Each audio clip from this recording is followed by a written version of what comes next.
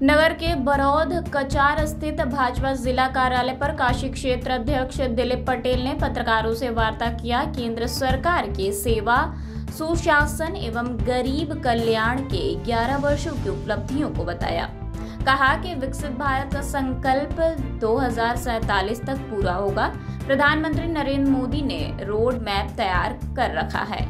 यह सब जन कल्याणकारी और समावेशी योजनाओं के साथ सबके सहयोग से पूरा होगा। कहा कि भारत स्वदेशी रक्षा उत्पादन कर तेजी से आत्मनिर्भर बन रहा है। उन्होंने आगे कहा कि केंद्र सरकार के नेतृत्व में जल, थल और नभ तीनों जगह विकास दिख रहा है। पहले सड़क 10 किलोमीटर प्रतिदिन बनता था, तो वहीं आज 34 किलोमीटर प्रतिदिन सड़क का निर्माण हो रहा है। 2014 के पूर्व 5 शहरों में मेट्रो की सुविधा थी, आज 23 शहरों में मेट्रो की सुविधा है।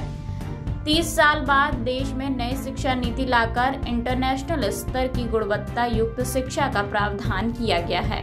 उन्होंने कहा कि सीमा के साथ ही देश के अंदर विकास के लिए शांति जरूरी है।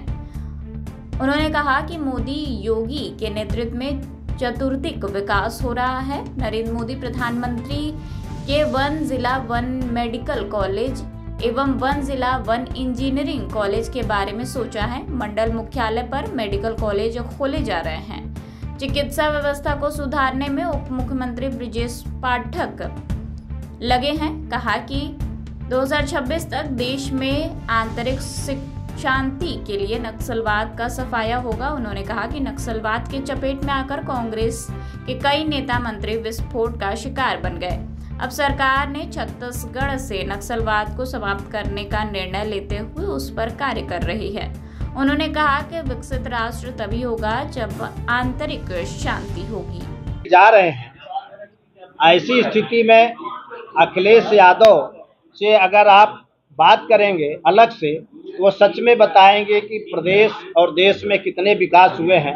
मीडिया में उनको बोलना मजबूरी है, इसलिए ऐसी भाषा को वो बोलते हैं। उनको अच्छी तरीके से पता है कि मोदी और योगी जी के नेतृत्व में देश चतुर्दिक विकास किया है।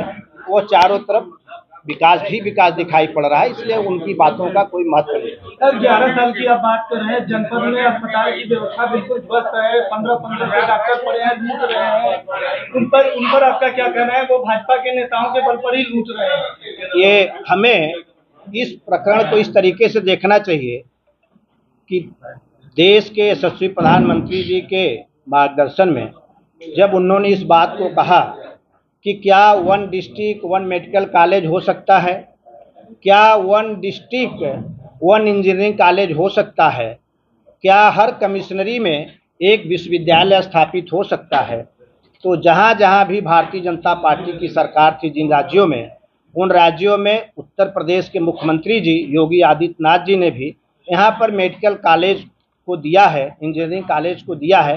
विश्वास करिए, अभी यह स्थापना शुरुआत है। जो कम डॉक्टर हैं, निश्चित तौर से यहाँ पर डॉक्टरों का आना होगा, उनकी नियुक्ति होगी। मेरा सवाल ये है कि 15 साल से लोग टिके हैं और लूट खसोट कर रहे हैं। बाहर से मेडिकल वाले दवा बेचते हैं, जाकर के पानी और चाय कराते हैं डॉक्टरों को। नहीं, ये आप कर सकते हैं, लेकिन इसका अच्छी तरीके से उत्तर प्रदेश के उप मुख्यमंत्री ब्रजेश पाठक जी अपने विभाग को अच्छी तरीके से चला रहे हैं। अगर किसी की शिकायत आएगी तो निश्चित तौर से माननीय मुख्यमंत्री जी, उप मुख्यमंत्री जी उस पर कार्रवाई करें। जी बताइए कि रुपया का गिरावट पॉइंट लगातार रहा भाजपा के शासनकाल, इससे आप लोगों ने कभी ध्यान नहीं दिया? 11 साल उपलब्धि की बता रहे, रुपया डॉलर भी काफी हमेशा कमजोर होता रहा। इस बात को ध्यान रखना चाहिए कि जिस तरीके से जो बातों को आप कह रहे हैं कि रुपया लगातार, इंटरनेशनल मॉनिटरिंग फंड, विश्व बैंक, वर्ल्ड बैंक कह रहा है कि विश्व के जितने देश हैं उसमें इकोनॉमिक दृष्टि से फास्टेस्ट ग्रोथ वाली कंट्री भारत है। भारत भी एक तेजी से बढ़ती हुई अर्थव्यवस्था का देश है, और ऐसी परिस्थिति में अगर विश्व में रुपया या विश्व स्तर पर मुद्राओं का कमजोरी हो रही है तो उसका निश्चित तौर से भारत में दिखाई पड़ेगा।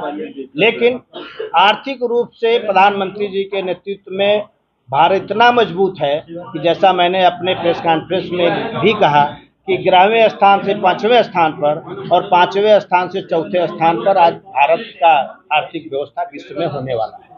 भैया एक सवाल, सदन में भी आपके नेता ने, गृह मंत्री ने कहा था कि जो है हम नक्सल समाप्त कर देंगे 26। इसका क्या आधार है?